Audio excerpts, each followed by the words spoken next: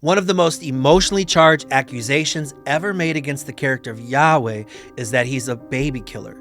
Critics often point to biblical accounts like the flood, Sodom and Gomorrah, and especially the conquest of Canaan as evidence. They ask, how could any Bible believer defend a God who commits genocide, especially when it involves the death of children? And at face value, without context, that accusation does seem hard to explain. It's raw, it's emotional, and for many, it's enough to walk away from the Bible altogether. But are they right? Did Yahweh commit genocide, or did he stop one?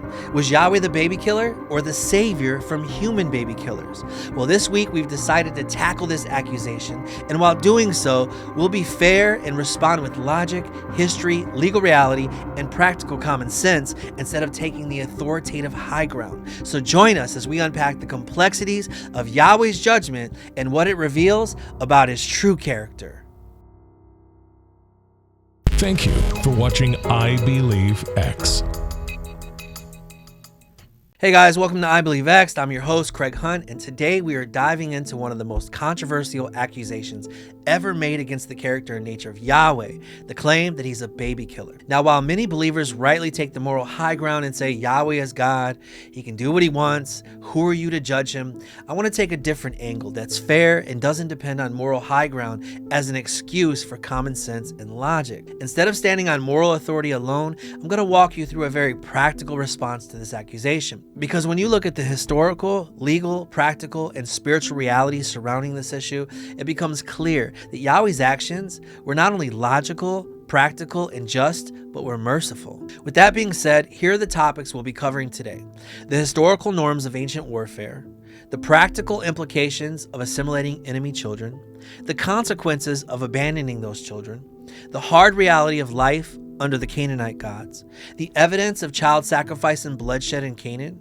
the legal and spiritual ownership by El, Baal, and Molech, Yahweh's character and mercy towards children, and finally, the danger of self-righteous judgment that aligns with Satan's accusations. All right, let's get started, and let's start with the historical norms of ancient warfare. In the ancient world, the idea of adopting the children of those you had just killed in war was unthinkable. It wasn't noble, and it wasn't merciful. It was considered a dangerous liability. From the Assyrians to the Babylonians, the Egyptians, the Greeks, and even the Romans, the standard practice was to kill the men, enslave and rape the women, and kill and erase the identity of the children. Adoption, especially out of compassion, wasn't just rare. It was virtually non-existent. In fact, sparing the children of your enemies was often seen as a strategic mistake. Even modern warfare shows this pattern. If ancient Israel had raised the children of the Canaanites, they would have been criticized for indoctrinating them or brainwashing them. And if they destroyed them as part of Yahweh's judgment, they're called baby killers.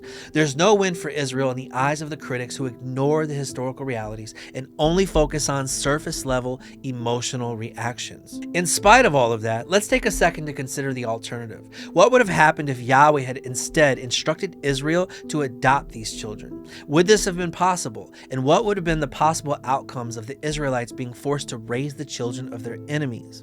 Well, I don't think it takes more than common sense to realize the outcome would have been rebellion and civil war. Now, imagine you're a teenage boy whose parents were killed by another nation, and now you're being raised by the very people who you think murdered your parents and forced you to accept their custom, culture, and practices.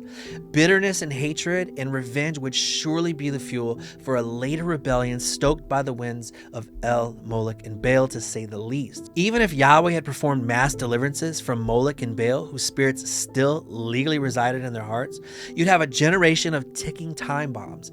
It would have been Gaza 10.0, only this time fueled not just by trauma from the death of their parents, but by demonic vengeance and spiritual retaliation from the fallen gods, aka the demons, who had lost their territory and their children. And what about the financial and time burden? Would it have been financially possible for Israel to have adopted all the children and women of the Canaanites?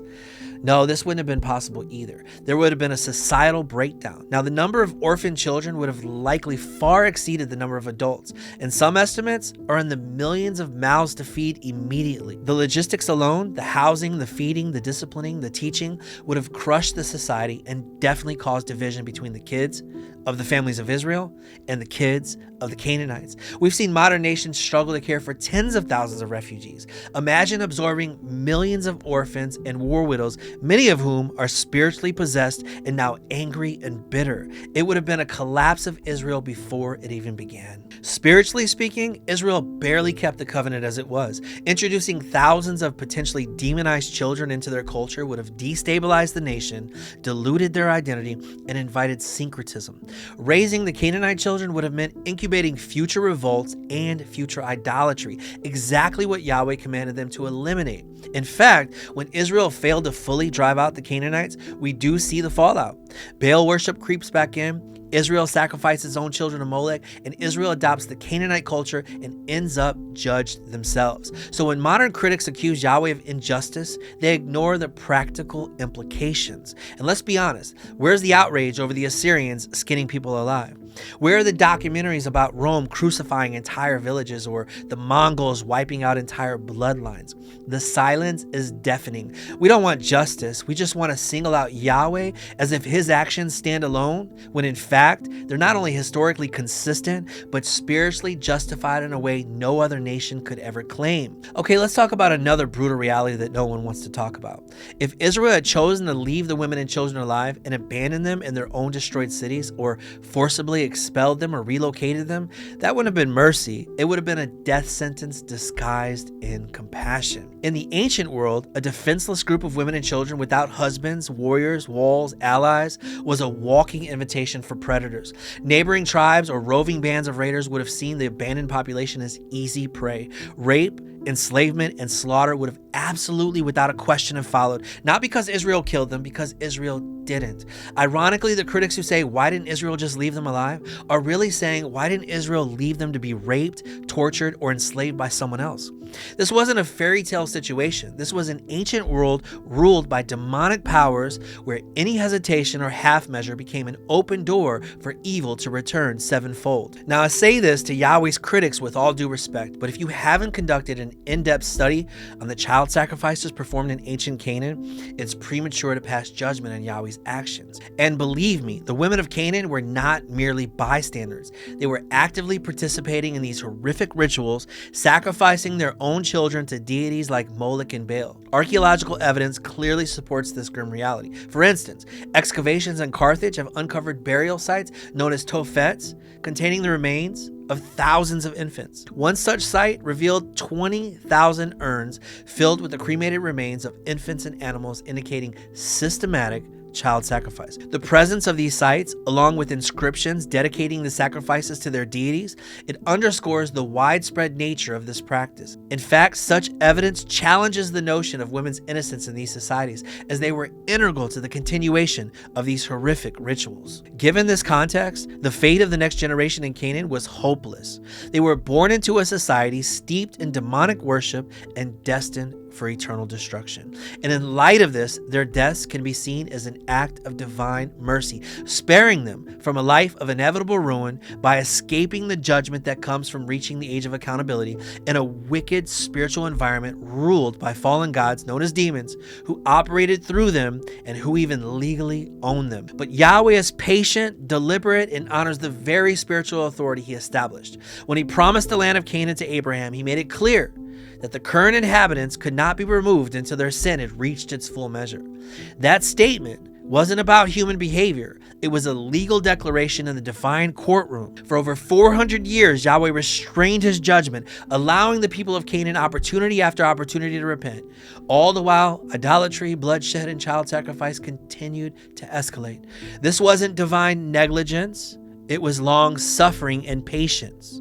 Yahweh abides by his own justice system, giving every chance for redemption. And we can't forget what he already showed us through Sodom and Gomorrah, that even if 10 righteous could be found, that judgment would have been halted. So the message is clear. Yahweh doesn't destroy the righteous with the wicked. If Canaan had even a remnant of righteousness, he would have spared them. But the records show their sin was full, their gods failed, and the time for mercy expired. What followed wasn't random wrath. It was righteous execution of justice from a God who had waited centuries before lifting his hand. But now let's get back to the children. So believe me when I say this, you will see those children in heaven, but definitely not their parents. Now, why would I say that? Because Jesus himself said, "Woe to anyone who causes one of these little ones to stumble." It would be better for them to have a millstone hung around their neck and be drowned in the depths of the sea. He also said, "Let the little children come to me, and do not hinder them, for the kingdom of heaven belongs to such as these." In other words, heaven is filled with the little ones the world has rejected, abused, or destroyed. And in this case, the case of Canaan, Yahweh did one thing no other ancient God would ever do. He delivered the children, even if that deliverance came through death. He spared them from a lifetime of demonic bondage and guaranteed them rest in his presence, far from the fires of Molech and the perversion of Baal. And that's not cruelty, it's mercy in its most eternal form. Let's pause and consider for a moment our role as judges. You know, there's a staggering irony to finite, morally compromised beings daring to put the infinite, holy creator on trial. Isaiah 29:16 says it like this: "You've turned things upside down as if the potter were regarded as the clay. Can the pottery say to the potter he has no understanding?" And what did Yahweh say to Job? He said, "Would you really annul my justice? Would you condemn me to justify yourself? And again, will the fault finder contend with the Almighty?" Those who sit in judgment of Yahweh often do so from a position of radical pride, a pride that has its roots in Eden. Now, while it's true that not all who challenge God's justice are self-righteous in the prideful sense, some are deeply sensitive, compassionate, and even traumatized, but their empathy, if divorced from truth, can make them pawns in Satan's oldest deception, to paint the righteous judge as the villain. And this is exactly what we see with such accusations that Yahweh is genocidal or that Yahweh is a baby killer. In fact, many who cry out against judgment are the very ones who tolerate wickedness in the name of tolerance. They turn a blind eye until evil becomes personal. And then after, for example, they lose a loved one who was murdered, then they scream for judgment, and rightly so. But just like Satan twisted God's words in Eden to make him seem oppressive, he twists God's justice to make him seem cruel. He appeals to the emotional, the vulnerable, and the naive, convincing them that they are more merciful than God, more compassionate than the Creator, more righteous than the righteous one. But it's all a lie, and those who buy into it are unknowingly aligning themselves with the accuser, standing in the courtroom of eternity as false witnesses against the only one who is truly good. And who is this truly good God? Well, if you haven't gotten it already, his name is Yahweh. Thank you for watching I Believe X. You've now been marked in him.